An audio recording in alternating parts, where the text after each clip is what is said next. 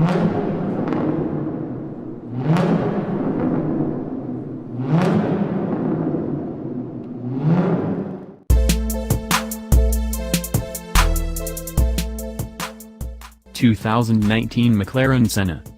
Naming a car for arguably the best driver ever to grid a Formula One race is a bold decision, and McLaren calling its new track-focused hypercar the Senna is akin to Ferrari debuting the Schumacher or Audi launching a 300-mile-per-hour Rosemeyer.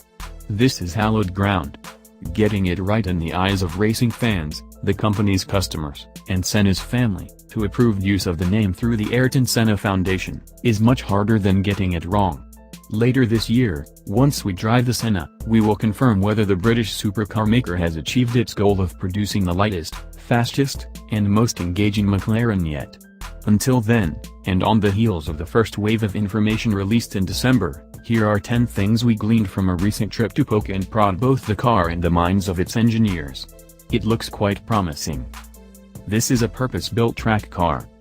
It has a license plate and airbags, sure, but don't be confused by these concessions to road legality. The Senna is built to turn fast laps on road courses. McLaren's internal development matrix that pits roadworthiness against trackworthiness puts the Senna as far to the track side as it can go and still be streetable. Both the hybrid P1 and the everyday 720S are smack in the middle. If McLaren is going to make a more track-ready road car, it will have to change its own scale. An upcoming 3-seat model code-named BP23 is at the opposite end of the scale. It will focus on on-road comfort. The upside of downforce. Key to the Senna's race-ready looks and performance are its aerodynamics. At 155 miles per hour, the active rear wing and splitter combine with active elements in the nose, highlighted in a contrasting color, to generate 1764 pounds of downforce. That's more than the astronomical numbers put down by the P1. And that is achieved at nowhere near the vehicle's top speed. Downforce increases with the square of speed, speed also increases drag.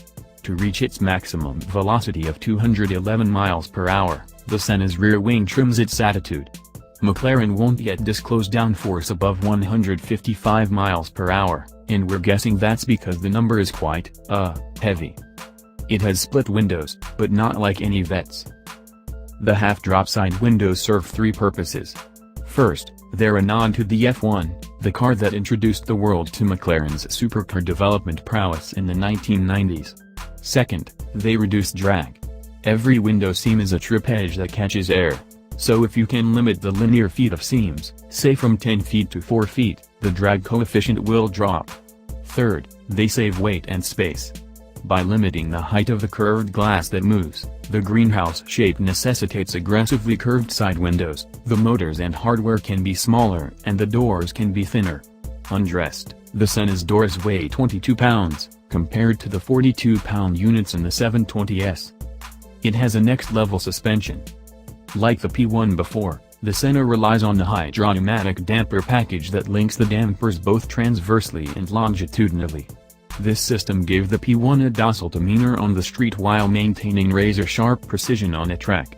When put in race mode, the Senna drops its already low nose a further 1.2 inches and its rear by a 0.9 inch. This rake improves the diffuser's performance and offers little ground clearance. The front is so low that McLaren fitted a sacrificial section to the splitter that is easily swapped out using exposed fasteners. The rear wing is top-mounted. The swan neck mounts are ripped right from the world of racing.